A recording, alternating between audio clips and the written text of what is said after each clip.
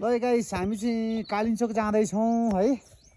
टक्क लाएर चाहिँ यहाँ हेर्नु, यहाँ बाटो हेर्नुहोस्, कालिम्चोकको बाटो हेर्नुहोस्, उता हेर्नुहोस् तल, तल बाटो तल देखेको बाटो हेर्नुहोस्, पुरै जङ्गल हेर्नु।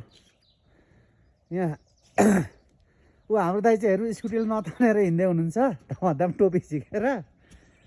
हामी चाहिँ कालिम्चोक दर्शन गर्न आएको, भीष्म थानको दर्शन गरियो।